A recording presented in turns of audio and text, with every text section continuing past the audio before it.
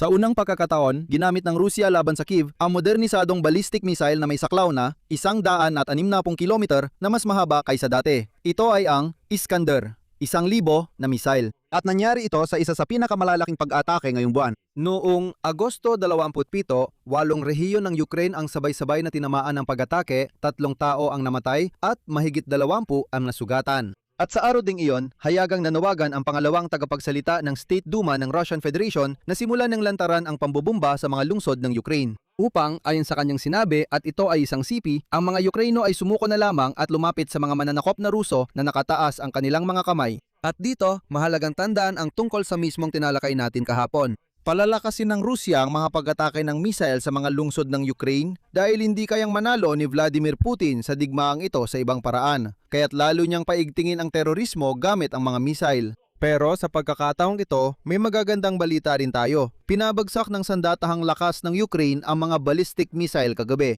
Ipinapakita nito na ang mga Patriot missile gaya ng sinabi ko kahapon ay nakapasok na talaga sa Ukraine. At isa pang magandang balita, magbibigay ang Italia ng karagdagang 4 na SAMP-T system sa Ukraine. Ito ang European na katumbas ng Patriot.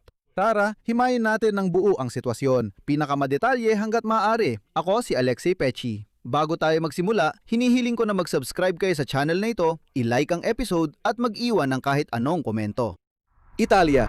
Kaya simulan natin ang episode na ito sa pinakabagong raketa na ginamit ng Russia sa unang pagkakataon para atakihin ang Kyiv. Ipinahayag ng pangunahing tanggapan ng intelihensya ng Ministry ng Depensa ng Ukraine na sa isa sa mga pinagsamang pag-atake ng raketa sa Kyiv, unang ginamit ng Russia ang mga modernisadong ballistic missiles na Siam-M732. Nakilala rin sa katawagang Iskander 1,000. Ang raketang ito ay bahagi ng complex na tinatawag na Boara-M at narito ang CP mula sa GUR. Ang modernisadong raketa, dahil sa pinalaking makina at dahil dito, pinalaking sistemang pampalunsad ay kayang tamaan ng mga target sa layong hanggang 550 kilometro. Sa lumang bersyon, 390 kilometro lang. Ang iba pang bahagi ng raketa ay nanatiling pareho. Binigyang diin din ng intelihensya ang taktikal na kahalagahan ng sandatang ito. Ang katotohanan na ang mga ganitong pag-atake ay isinasagawa karamihan sa gabi at ang oras ng pagdating ng mga raketa sa kabisera ng Ukraine ay ilang minuto lamang ay nagpapakita ng kanilang lubos na teroristang katangian.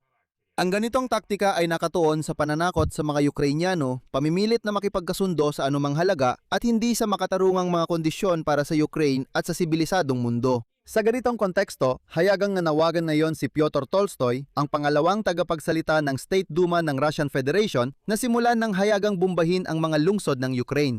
Iminungkahi niyang bigyan ng babala ang mga residente tungkol sa mga pag-atake isang araw bago ito mangyari upang bigyan sila ng pagkakataong lumikas sa kanilang mga lugar. At ngayon, babanggitin ko ang sinabi ng hayop na ito ng maruming at mabangis na nilalang na Ruso. Sinabi ni Pyotr Tolstoy, nanawagan kami na demoralisahin ang publiko hanggang sa punto na sila ay lalabas na nakataas ang mga kamay upang salubungin ang aming mga tropa. At hindi ito isang pampublikong pahayag lamang. Halimbawa, sinabi na ni Deputy General Andrei Gurulyov ang tungkol sa pangangailangang tirahin ng kalaban, walang awa at hindi alintana kung saan tumatama ang mga raketa. Yan ay isang sipi. Sinabi ni Deputy ng Russian Federation Andrei Kolesnik na kailangan daw at ito ay isang sipi na patuloy na umatake para hindi na nila maitaas ang kanilang mga ulo. At ang pinuno ng partidong Rodina, si Alexei Zurablov, ay nagmungkahi pa nga na lipulin ang kalahati ng populasyon ng Ukraine. Sabi niya, sa natitirang kalahati raw ay kaya niyang makipagkasundo. At sa gitna ng ganitong mga mababangis na pahayag ng mga mabangis na Ruso, ilalahad ko lang ang tuyo pero napaka nakakatakot na estadistika. Ayon sa datos ng Organisasyon ng Mga Bansang Nagkakaisa, mula nang magsimula ang malawakang pananakop, 16,874 na sibilyang mamamayan ng Ukraine ang namatay at 51,273 pa ang nasugatan, kabilang na ang 3,126 na mga bata. At ito ay ayon sa pagtataya ng UN na mas mababa ng malaki kaysa sa totoong bilang. Pero balik tayo sa missile na Iskander 1,000.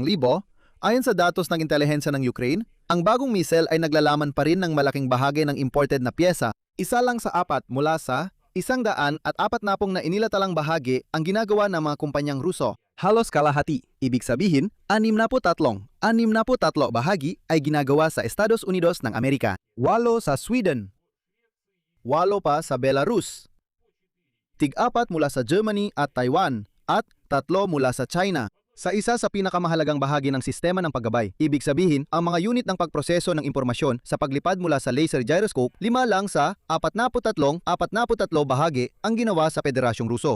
Ang mga pinaka-critical na piyesa, ito ay ang microprocessor, PLIS, memorya, digital to analog at analog to digital converters na ginagawa ng mga kumpanyano at Taiwanese. At dito, diretsahang sinabi ng intelihensya ng Ukraine na lahat ng mga kumpanyang ito ay dapat gawing pangunahing prioridad sa patakaran sa mga sanksyon ng sibilisadong mundo. Dahil ipinakita ng karanasan nitong mga nakaraang buwan na wala ni isang bansa ang kayang magbigay ng sapat na dami ng kagamitan para pabagsakin ang 12-dosenang ballistic missiles gabi-gabi. Kaya kailangan lang nating siguraduhin na hindi na nila kayang gumawa ng mga yon. Na yon, technical na pagsusuri. Tinitiyak ng mga eksperto sa abyasyon na walang usapan tungkol sa malakihang pagtaas ng produksyon ng mga missile na Iskander 1,000.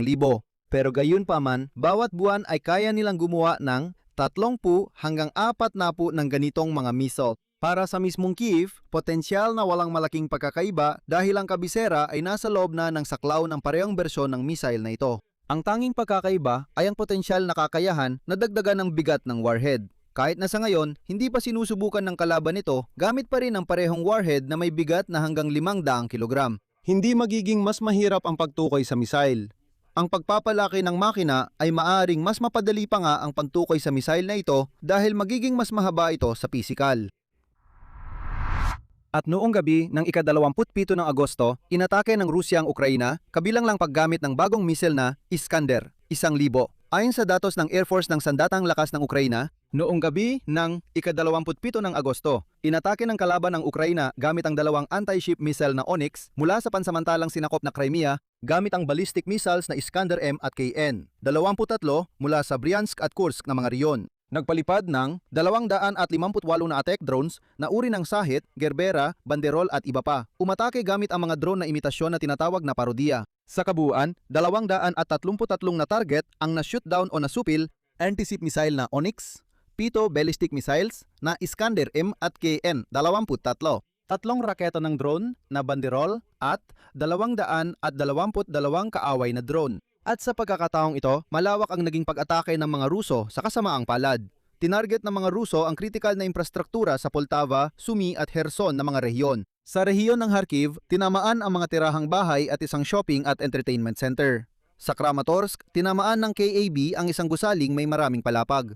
May tama rin ang isang residential na gusali sa Odessa. Sa Chubinske sa Kyiv Oblast, lahat ng kinakailangang serbisyo ay naatasan upang apulahin ang mga sunog sa mga negosyo matapos ang pag-atake ng mga drone. Sa Kyiv, malaki ang pinsalang natamo ng gusali ng paaralan sa Shevchenkivsky District. May drone din na bumagsak malapit sa Dynamo Stadium at sa pagitan ng mga tirahang bahay sa Podilsky District.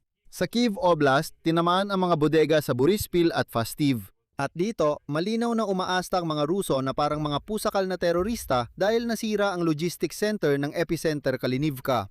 Ito, paalala ko lang, ay mga bodega ng mga materyales sa konstruksyon.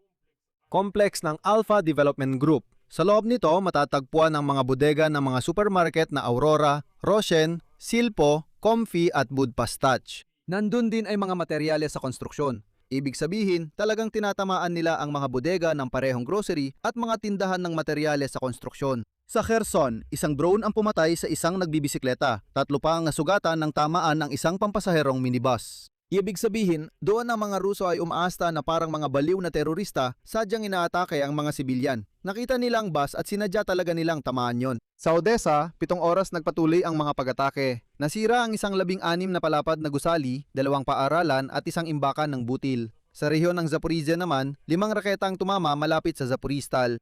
Sa kabuuan, 3 tao ang namatay sa magdamag, mahigit 20 ang nasugatan. At sa ganitong sitwasyon, buti na lang at pinapabilis ng mga kaalyado ang pagpapalakas ng depensang panghimpapawid ng Ukraine. Ayon sa ulat ng Italyanong pahayagan na La Repubblica, ilang linggo na ang nakalipas ng palihim na nagpasya ang gobyerno ng Italia na ipasa ang 4 na baterya ng SAM-TNG na kayang sumalo ng mga ballistic missile kasama ng mga interceptor na missile na ASTR-30. Dagdag pa rito, may 7 long-range radar, 6 dito ay French Thales at isa ay Italian Leonardo. Ang halaga ng buong paketang ito ay halos 3 bilyong euro. Bukod pa rito, maaring payagan ng Paris at Roma ang paggawa ng mga interceptor na Aster-30 mismo sa Ukraine upang mabawasan ang pagdepende sa mga handa ng supply. At ang katotohanan na ngayong gabi ay nagawang pabagsakin ng Air Force ng sandataang lakas na Ukraine ang mga ballistic missile ay nagpapaiwatig na sa wakas ay dumating na sa Ukraine ang pananggalang laban sa mga ballistic missile. Dito muna ako maglalagay ng 3 tuldok. Ibahagi ninyo ang inyong opinyon at mga konklusyon sa mga komento sa ilalim ng episode na ito. Mag-subscribe kayo sa channel, pindutin ang kampanilya at huwag kalimutang mag-like. Iyan lang po, ingatan ninyo ang inyong sarili. Paalam sa lahat.